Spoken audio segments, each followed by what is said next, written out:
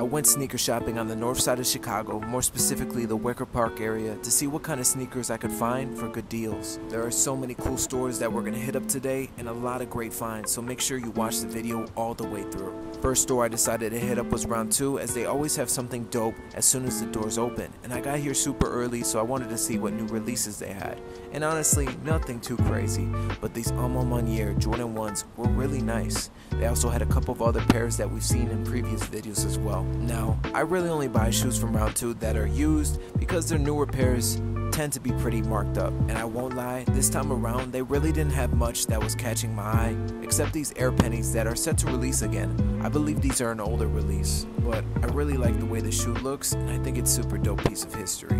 They had these Jordan 4 Military Blacks for $250 size 13, which is a great price but a little too big for me. They had these special collab airships that were pretty cool to look at, and they had a couple other retro pairs that they recently pulled in.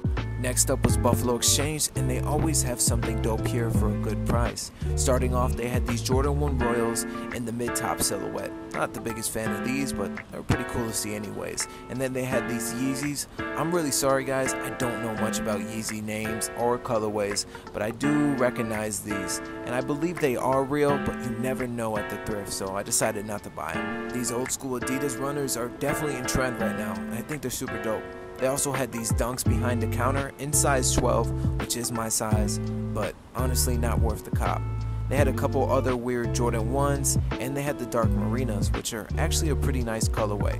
I'm a big fan of those. If they were my size, these might have been a cop. They're also in pretty good condition, and they wanted less than $100 for them. It's not bad at all. Next up was Crossroads Trading, and they always have something worthwhile here, and they didn't disappoint this time.